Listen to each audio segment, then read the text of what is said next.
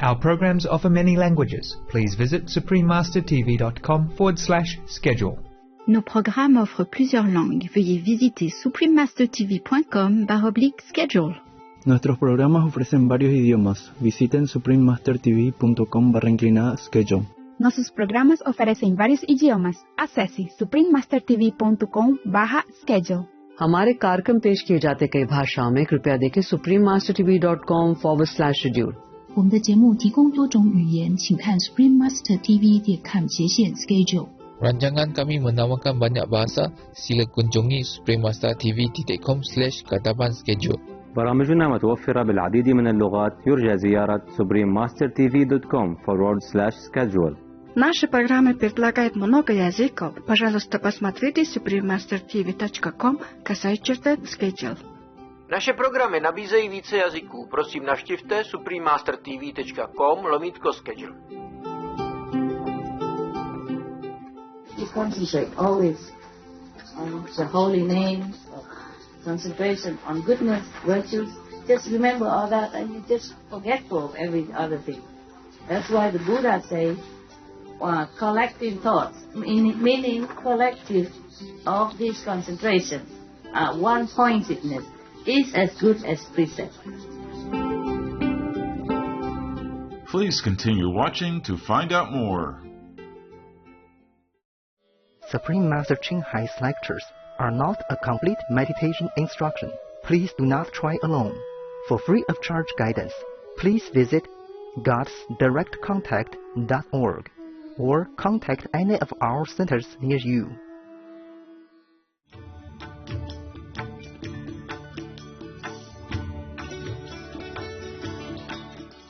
Today's episode will be presented in English with subtitles in Arabic, Alexis, also known as Vietnamese, Bulgarian, Chinese, Czech, English, French, German, Hindi, Hungarian, Indonesian, Japanese, Korean, Malay, Mongolian, Persian, Polish, Portuguese, Punjabi, Romanian, Russian, Spanish, Telugu, and Thai.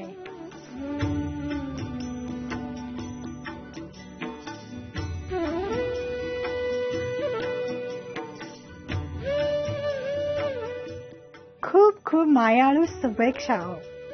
ભવ્ય દર્શકો, મારું નામ આર્યા છે.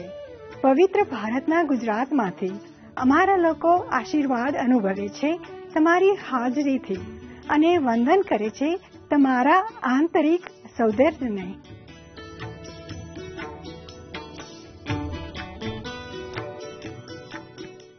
પ્રજાસત્તાક ભારત એ સૌથી મોટી લોકશાહી છે અને બીજો સૌથી વધુ વસ્તી વધારતો દેશ છે વિશ્વમાં. એ આશીર્વાદિક છે. 7,000 થી વધુ કિલોમીટર દરિયા કિનારાથી દૂર છે.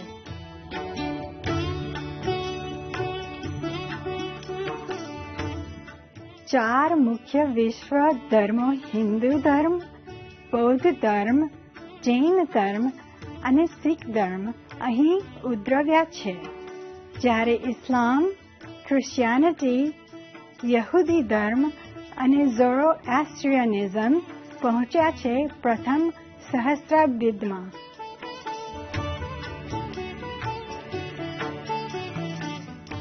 પ્રાણીઓ ખૂબ પ્રિય છે અને પૂજનીય છે ભારતમાં.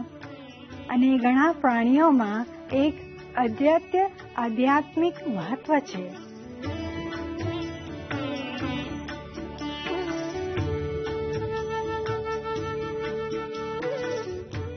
પ્રાચીન ભારત ઓળખાય છે યોગ અને ધ્યાનના જન્મસ્થળ તરીકે પણ. સાથે સાથે એક મહત્વનું તીર્થ સ્થળ છે સત્ય શોધનારાઓ માટે. યાત્રાળુ ટોળે વળે છે આખી દુનિયામાંથી ભાગ લેવા માટે કુંભ મેળામાં, નિહાળવા હિમાલયની સુંદરતા અથવા ડૂબકી લેવા પવિત્ર ગંગા નદીમાં.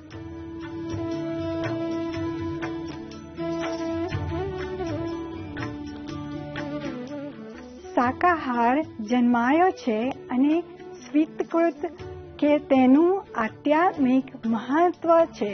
ભારતમાં જ્યાં નીતિઓ ગુજરાતથી પળાય છે, જેમ કે ઋષિકેશમાં જ્યાં માંસનો વપરાશ, ઈંડા અને દારૂ પ્રતિબંધિત છે.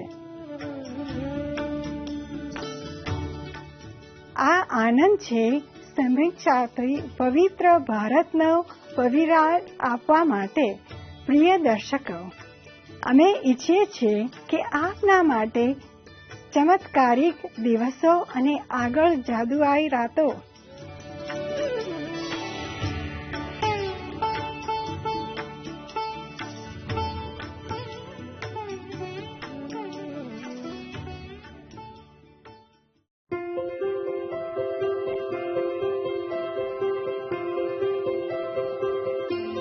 ત્રણ દાયકા ઉપરાંત સુપ્રીમ માસ્ટર ચિન્હાઈએ આપણા વિશ્વને પ્રકાશિત કરી દીધું છે. તેઓના દૈવી ઉપદેશોથી એક સંપૂર્ણ પ્રબુદ્ધ ગુરુ તેની પ્રદાન કરે છે. ક્વાન યન પદ્ધતિની ધ્યાન પ્રથા તેઓના માટે જે ઈચ્છા રાખે છે તાત્કાલ શોધવા, અંદર રહેલા ભગવાન સ્વભાવ અને પ્રાપ્ત કરવા માટે એક જીવનકાળમાં શાશ્વત મુક્તિ જીવનના સંસારણ ચક્રમાંથી.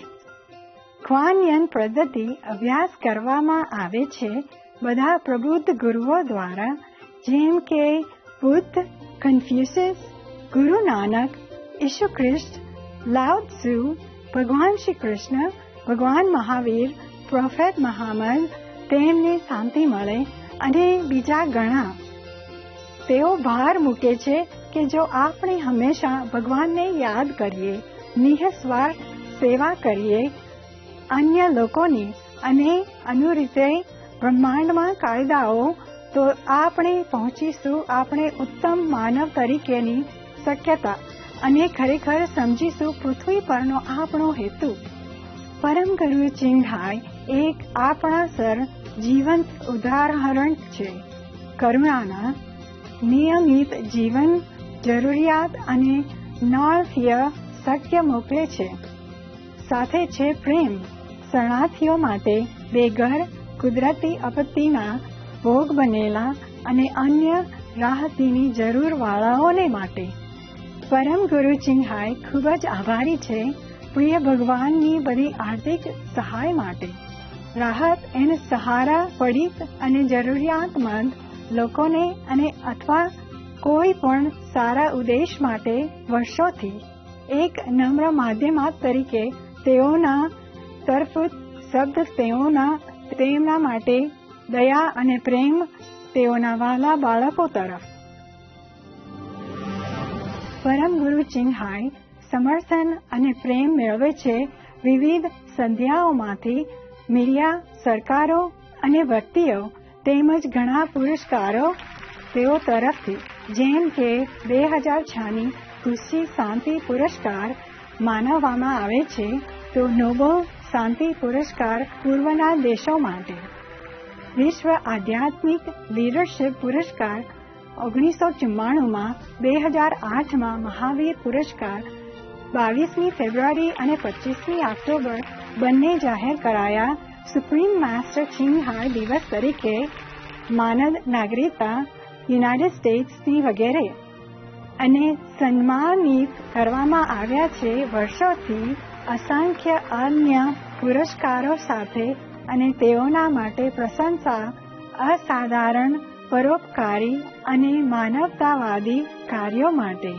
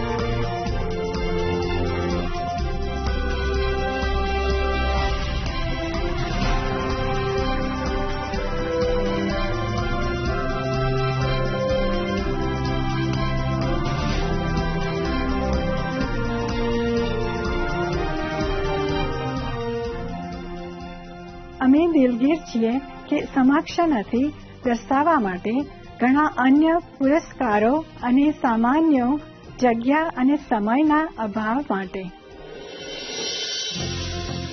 સાચો અવાજ આપણા સુંદર પ્રાણી મિત્રો માટે પરમ ગુરુ ચિન્હાઈ પ્રોત્સાહન આપે છે શાંતિપૂર્ણ અને પ્રેમાળ વનસ્પતિ આધારિત આહારને અને સાથે માનવતાની જાગૃતિ, બધા જીવન પ્રત્યે પવિત્રતા માટે અને એક શાંત અને ભવ્ય સમગ્ર કડક શાકાહારી વિગન વિશ્વ જ્યાં પ્રાણીઓ અને લોકો પરમ સુખ સંવાદિતામાં જીવે.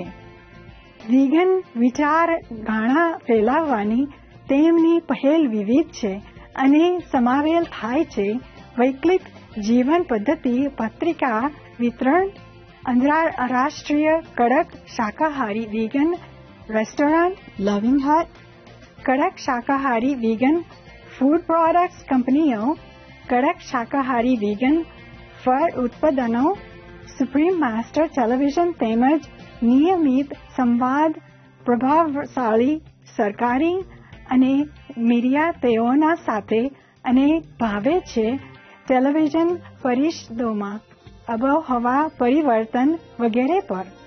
ભલે આપણને તેની જાણ હોય કે નહીં, તેઓના પ્રયત્નોતા થાય છે એક વિશાળ પ્રભાવ વૈશ્વિક જાગૃતિ પર પ્રાણી મૈત્રીપૂર્ણ જીવનશૈલી અને આ ઉદાર માર્ગ કેવી રીતે કાયમી શાંતિ લાવી શકે.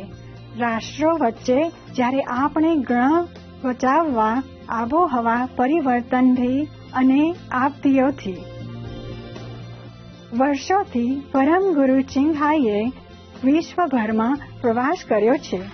અમેરિકાથી આફ્રિકા, યુરોપથી એશિયા સુધી અને રાખ્યા છે સેકન્ડો પ્રવચનો જાહેર જનતા અને તેમના શિષ્યો સાથે વિવિધ આધ્યાત્મિક વિષયો પર. આજે આપણે ભાગ્યશાળી છીએ આમાંથી એક રજૂ કરવા સમજ ભર્યું ટેલિકોન્ફરન્સ શીર્ષક છે સુરંગમ સૂત્ર. 4 સ્પષ્ટ અને અફર સૂચનો શુદ્ધતા પર, કામાતુરતા અને સંહારથી દૂર રહો. 6 ભાગનો ભાગ ત્રીજો. ગુરુ અને શિષ્યો વચ્ચેમાં જે અંગ્રેજીમાં આપવામાં આવ્યો હતો 22મી ડિસેમ્બર 2018ના રોજ.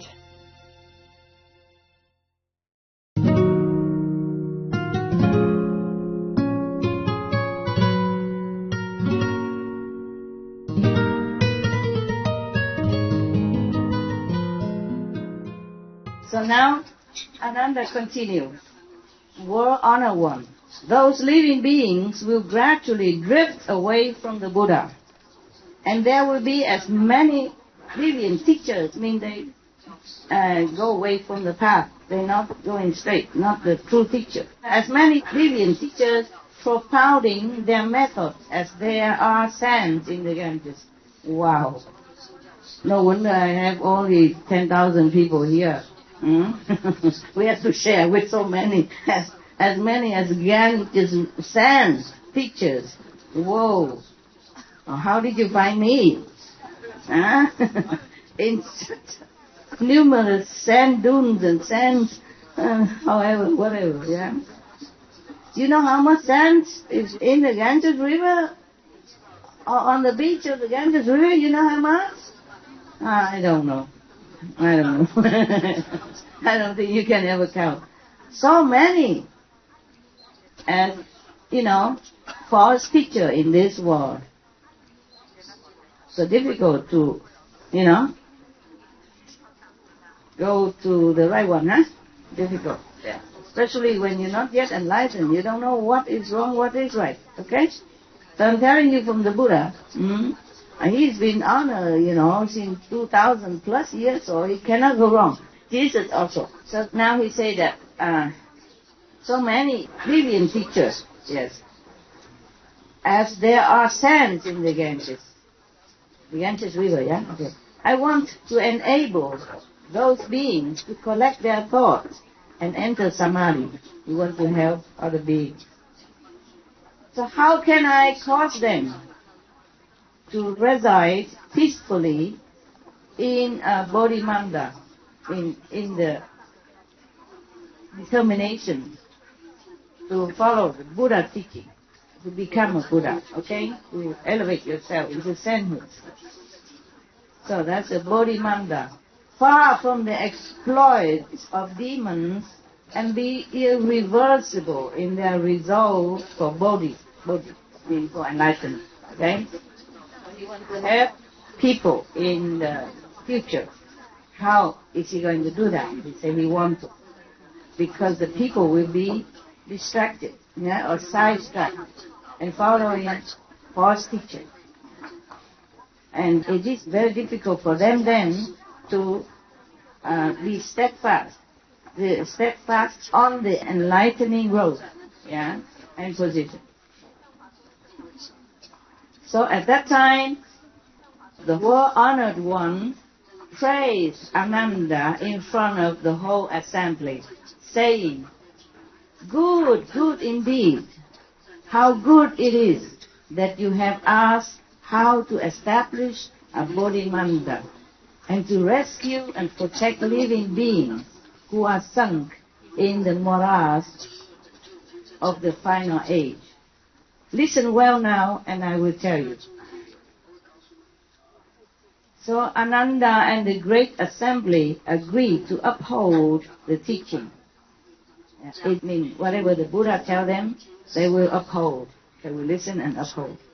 So the Buddha told Ananda, "You constantly hear me explain in the Vinaya that there are 3 unalterable aspects to cultivation. That is, collecting one's thought constitutes to the precept. It means you have to keep the precept. Okay, that's number 1. And then because from the precept becomes samadhi, it means you be established in tranquility, in the non-reversible enlightened state of being. That is samadhi. Not just when you sit cross-legged and your soul leaves your body, go to the high heaven. It's not just that, okay? It is your establishment in the enlightening state of being and non-reversible, okay? Well, according to my humble opinion. My Buddha didn't say that, I say that. So if it's wrong, don't blame the Buddha. I told you I can talk a lot. There was a joke I told you before, no? There was a priest in the church, he can talk a lot. So then, one day he apologized to his congregation because he realized that he talked a lot. Oh, so he said, "Oh, sorry, I forgot my watch at home." You know, meaning he talked a lot, he didn't realize how many hours passed. So one of his congregation men said, "There's the calendar behind you."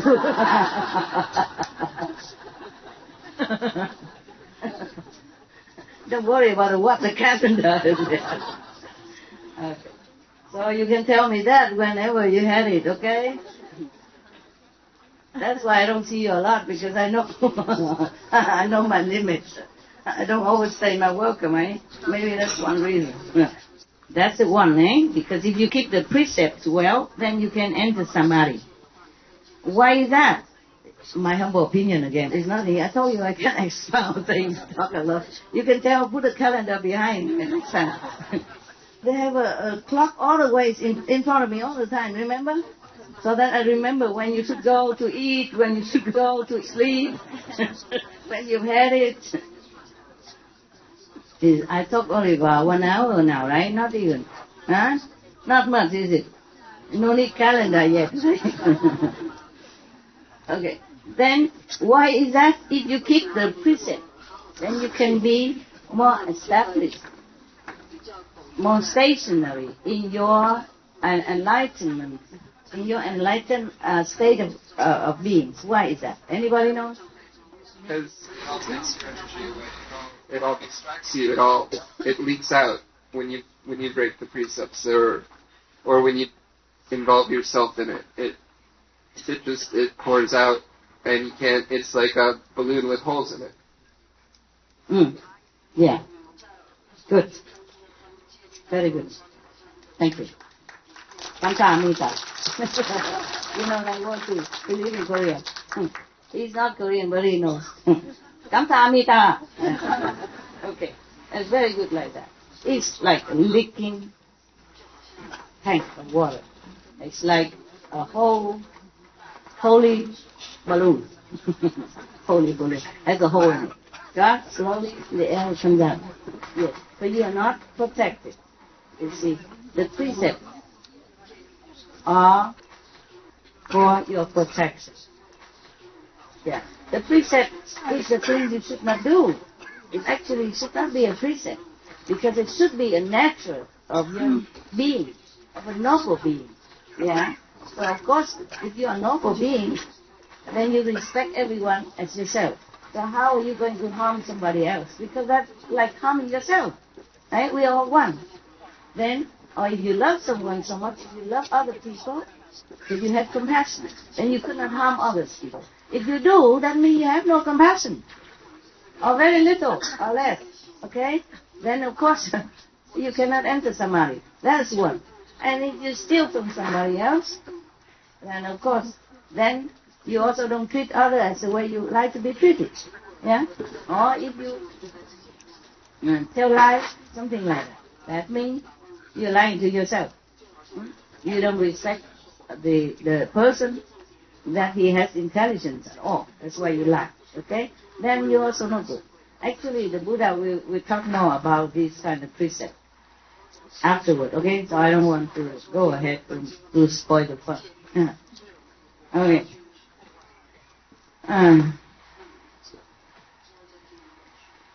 Okay, so after you keep the precepts well, then you are more established in your enlightened, status, right? And then after you have samadhi, meaning you are stationary in your enlightenment, then you have wisdom. That's what the Buddha said here, okay? It's not, I don't need calendar, yeah. And wisdom is revealed out of samadhi. Okay. So after you keep the precept, you have samadhi. After you have samadhi, you will have wisdom. Therefore, the precepts are number one, no? Yeah, good. These are called the three non-outflow studies. It is like outflow means leaking. Okay? You see, non-leaking studies. Meaning, if you keep the precept, then you have samadhi. When you have samadhi, you will have wisdom. It's not the normal knowledge, but the wisdom of the enlightened, of Buddha, yeah, of sainthood, the wisdom of the higher dimension, of the elevated heaven wisdom. So it's very good to keep the precept, yeah? That's why I always emphasize, before you have initiation, I have asked you to keep the 5 precepts. Remember that? Or is it for me to keep? Huh? For you, huh? I also keep, of course, I also keep. So, the Buddha continues. Ananda, why do I call collecting one's thoughts the precept? You know, that means one-pointedness. So, collecting thoughts are like precepts. Because if you always concentrate on your cultivation, whether sitting, lying, because if you always have one-pointedness in your mind, you will not feel distracted by any of these temptations around you, or anything that is not pleasant to your liking, or to your mind, or your eyes, or your ears. You will not think about it, right? You concentrate always on the holy names, or concentration on goodness, virtues. Just remember all that, and you just forgetful of every other thing. That's why the Buddha says, collecting thoughts, meaning collective of this concentration, one-pointedness, is as good as precept. Yes, like that. But of course, concentrating on nirvana, on wisdom, on Buddha's teaching, yeah? Not concentrating on, other things. That I don't have to tell you. Yeah, that you know very well. That worldly stuff. So, Ananda, why do I call collecting one's thoughts the precept? Because if living beings in the 6 paths of any mundane world had no thought of lust, they would not have to follow a continual succession of birth and death. You see, now the Buddha beginning to expound on one of the precepts.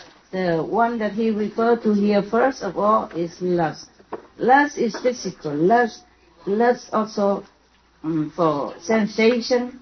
Lust is not only that, it may be lust for power, okay? Lust for richness, and just trying so hard or going too much in that direction that you forget heaven, you forget to cultivate, you forget to concentrate on some virtues and some moral, or to help others, nothing. You just want that, you see, richness, or the bodily satisfaction. That's also lustful. No. So the Buddha thinks, if you collect your thought away from lust, then you never have to be, reincarnate again and again into the suffering world as ours or others. The next one, Buddha continue, your basic purpose in cultivating is to transcend the wearisome defilements. But if you don't renounce your lustful thoughts, you will not be able to get out of the dust. Meaning, you will not be able to be free, liberated from the circle of life and death, always rolling in the dust of this world or the next. So here he emphasized that we should always concentrate in the opposite way of lustful intention. The word honor one continues. Even though one may have some wisdom, even if you have lustful thought, okay, and you meditate, and you have samadhi, or you have some samadhi, or you have some cultivation, and then you have some fruit out of that. So the Buddha says, even though, with lustful thought, even though one may have some wisdom and the manifestation of Chan Samadhi, then you can probably stay in Samadhi for some time, if you meditate, and even if with lustful thought, you might still gain some wisdom and Samadhi. But if one does not cut off lust, one is certain to enter demonic path. Oh, scary. Okay. At best, one will be a demon king. Powerful. Really, demon king is not normal king, Very powerful. A lot of magical power, a lot of retinue, a lot of moving mountain and earth. He can do a lot of things. But demon king is not a joke. Very powerful being. Okay. So, but that is not Buddhahood, you see. So he say, if you have lustful thought and you don't cut it off, you don't try to control it, then the best you would be is a demon king, not Buddha, not Bodhisattva, not a saint. Buddha said, not me, don't look at the calendar. This is what he said. I read it. So at best one will be a demon king on the average. If it's best in demon king, averagely one will be in the retinue of demons. The demons subordinate. At the lowest level, one will be a female demon. Even in the demon world, they have races. So the worst is a female demon. I don't know what's the difference between the female and the male demon. I really don't know. These demons have their groups of disciples even. Wow. See that? It says of himself that he has accomplished the unsurpassed way, meaning the highest method, the highest, they already became a master of enlightenment somewhat, and all of them proclaim like that. These are the disciples of the demon king. Not just a demon king, but even this female demon, he didn't say only a demon king. That means that all the demons will have disciples, and they also claim all of them became Buddha already, something like that. Okay, continue. Buddha. After mind extinction in the Dharma and in age, these hordes of demons will abound, spreading like wildfire as they openly practice greed and lust.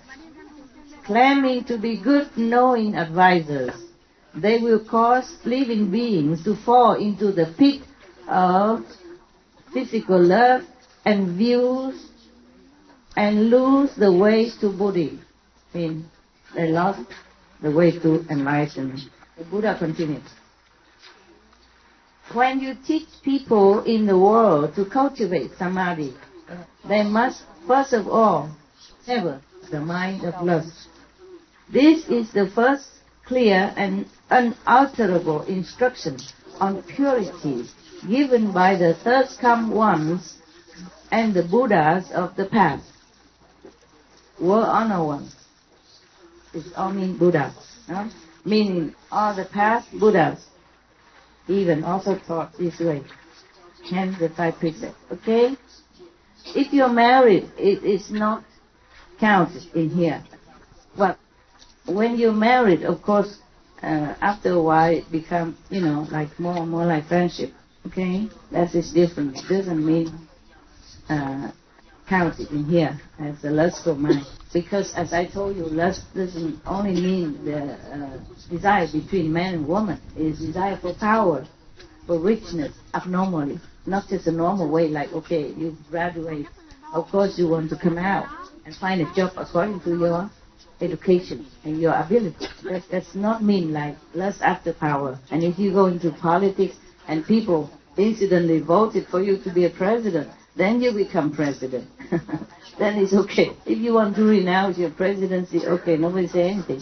If you want to become or continue to be president, then it's okay too. It's the way you are destined to be a president or a king or a company millionaire or whatever. Then it's your destiny, okay? Of course, in your job, you do all your best to be successful, okay? But that doesn't mean lust after power, okay? Lust after power is when you disregard all moral standards, all virtues to their limit, okay? And to stress down everyone else in order to climb up to the ladder of fame.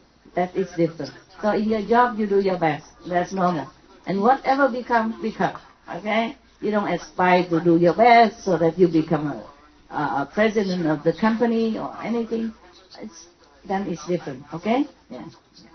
Just do your best because it's your job. Because it's our service to others. And if you are, of course, you don't do your job, you are monks and nuns, and you do your job as monks and nuns, the best. Oh, do the best. You keep the precept, you keep yourself pure, yes, and you continue your path one-pointedly, and then you teach whoever come to you. Yeah, then you teach them moral virtues, meditation, whatever you know. Yeah, that is also your job. But it's not ambition, not lust after power. Okay? Only when you want people to worship you, when you are nobody yet, and you are not having anything, you don't contribute, but you want people to contribute to you or worship you, that is wrong. It's wrong as a monk or nun. And the Buddha will explain more later on about this kind. Okay? I'm worried about the calendar, so I will limit to my thoughts. But we're almost at the end of the year, so it's okay. I'm not so worried so much. I'm sad. Every day, almost every day. Nowadays, I don't have a lot of time to write my diary every day anymore. Sometimes I know something inside, have some insight, some vision, but I have no time to even write it down anymore. I write maybe once every 3-4 days or once every week, It depends. Depends if I have time, truly, regretfully. And then I look at the calendar, myself, the calendar in my diary. And I'm so sad. I say, my God, it's already almost the end of the year. I'm older now. I feel like nothing happy about it. Huh? That's good I don't celebrate birthday, otherwise I keep reminding me every year, no escape. Like this I still can feel that I'm still young. Only number, yes. Number of wrinkles.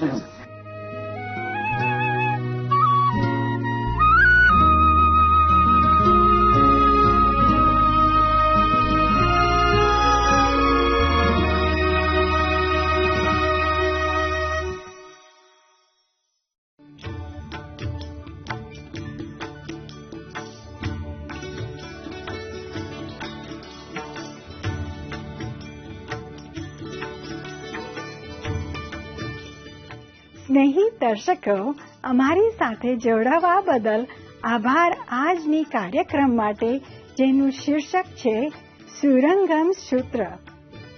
4 સ્પર્શ અને અફર સૂચનાઓ સુદત્તા પર. કામ, તૂરતા અને સંહારથી દૂર રહો. 6 ભાગનો ભાગ ત્રીજો. ગુરુ અને શિષ્યો વચ્ચેમાં આગામી આવે છે.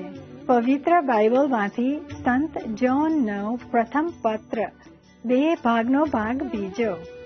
જ્ઞાનના શબ્દો પર નોંધપાત્ર સમાચાર પછી તુરત જ. કૃપા કરીને જોતા રહો સુપ્રીમ માસ્ટર ટેલિવિઝન વધુ હકારાત્મક કાર્યક્રમ માટે. આપને પુષ્કળ આશીર્વાદ કે પામો બધી વસ્તુઓ અદ્ભુત અને શુભ.